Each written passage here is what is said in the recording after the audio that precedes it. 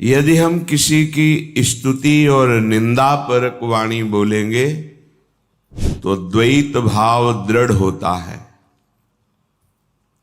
कोई दूसरा है, ये जब तक भाव रहेगा तब तक भगवत प्राप्ति में बहुत बड़ा विघ्न है।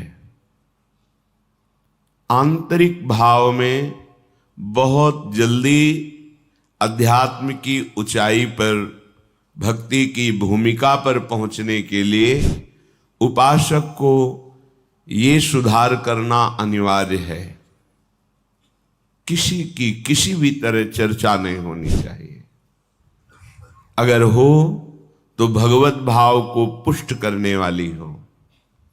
हम अधिक समय और अधिक भजन व्यर्थ कर देते हैं वाणी के अपराध के द्वारा,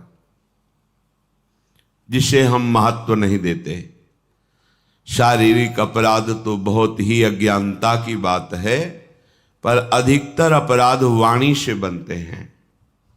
उपासक को हर समय ये सावधानी रखनी है, बोलना है तो भगवद वार्ता अपने प्रियालाल के विषय में या किसी महाभागवत के सिद्धांत, पावन उपदेश, पावन चरित्रों में, नहीं तो वाणी को मौन रखना है। प्राय हम देखते हैं ये वाणी बड़ी मलिन वृत्ति प्रकट करने वाली, बहुत ही प्रापंचिक प्रवृत्ति से युक्त कर देने वाली चेष्टा करती है। कुछ लेना देना नहीं, बैठे तो कोई न कोई व्यक्ति हमारे सामने होगा, आंतरिक दृष्टि में कहीं उसके गुण वर्णन कर रहे हैं, कहीं उसके दोष वर्णन कर रहे हैं। आप देखिएगा हृदय में, ये हमारी साधना को बहुत ही मंद और हृदय को मलिन कर देती है वाणी। ताते मौन रहबो उचित है, श्री ध्रुवदास जी ने कहा है। मौन से बहुत बचाव हो जाता है। संकल्पित मौन मत रहिए, विचार मौन सबको रहना चाहिए। अनावश्यक भाषण बोलना अपराध ही मानो। देखना, जब आपकी वाणी खुले अर्थात वाणी की दशा में हो, तब आप अपनी वाणी को सावधानी पूर्वक निरीक्षण कीजिए, किसकी चर्चा कर रही है। यदि आप सावधान नहीं है तो किसी व्यक्ति की, किसी वस्तु की, किसी स्थान की या तो अनुकूलता जनित गुण चर्चा कर रही होगी या प्रतिकूलता जनित दोष चर्चा कर रही होगी, और इसी से हमारा जो साधन पथ है वो बहुत शिथिल मंद गति हो जाता है, हम जान नहीं पाते। और श्रीधाम वृंदावन में तो एक बहुत बड़ी सूक्ष्म बात है। हमें परिक्रमा करते हुए एक संत भगवान मिले थे, तो उन्होंने ऐसे स्वाभाविक कृपा करते हैं।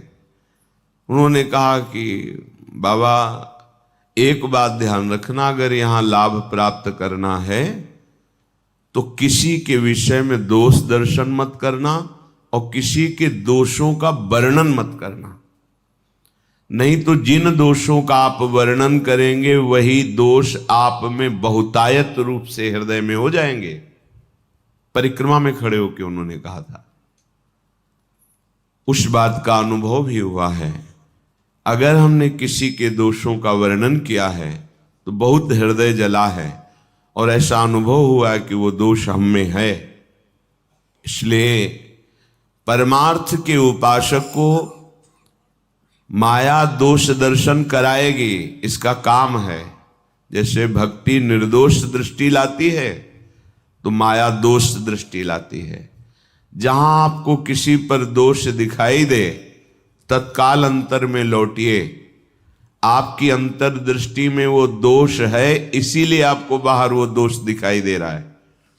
यदि अंतर्दृष्टि में आप निर्दोष भगवत भाव में स्थित हैं तो आपको सारा संसार अपना प्रभु दिखाई देगा, पक्की बात। तो जब हमारे में ही दोष है तो फिर हम वर्णन क्या करें किसी के दोषों का। अपने हृदय को हमें पावन करके प्रियालाल के प्रेम रस से भरना है। किसी पर यदि किसी को दोष दिखाई देता है तो वो दोष अपने में होता है, इसलिए बाहर दोष दिखाई देता है। ये बड़ा अहंकारी है, ये व्यभिचारी है, ये पापी है, ये नीच है, तो सच्ची मानिए आपके अंदर वो वृत्ति है, तभी आप बाहर उस वृत्ति का दर्शन कर रहे हैं। नहीं तो देखो महापुरुषों ने देखा अपने आराध्य देव को, जित देखू तित श्याममय, और कह रहे श्री राम में सब जग जानी, वो कह रहे सलवम खलमिदम ब्रह्म। तो इसका मतलब हमारी वृत्ति दूषित है। तो तेरे भावे जो करे भलो बुरो संसार, नारायण तू बैठ के अपनो भवन बुहार। हमें अपना हृदय पावन करना है, जिससे हमारे प्रिया प्रीतम हमारे हृदय में आकर विराजमान हो जाएं। ये गौर श्याम जोरी हर समय मंद मंद मुस्कुराती हुई लीला परायण हमारे हृदय निकुंज में सदैव लीला करे। हमें यही आराधना का फल प्राप्त करना है, पर हम सावधान नहीं रहते।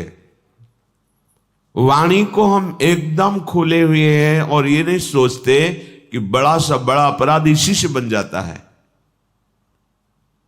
बहुत विचार पूर्वक वाणी बोलिए और उसमें देखिए कि प्रिया प्रीतम है कि नहीं आपकी वाणी में। गुरुदेव, भगवत प्रेमी महापुरुष, इनकी चर्चा है कि नहीं? नहीं है, मौन हो जाइए। आप भगवत प्राप्ति के मार्ग में चले हैं, अब आप अगर चूक करेंगे तो फिर ये वाणी का अपराधी आपको धाम की जो महिमा है उसमें डूबने नहीं देगा। आपसे हृदय की बात कहते हैं। यहां साधन कम और लाभ बहुत ज्यादा मिलता है। धाम है ना, अगर कुछ भी साधन न हो, केवल आपसे असाधन न बनने पावे, तो स्वयं आध्यात्मिक उन्नति आपकी यहां वास करने मात्र से होने लगेगी।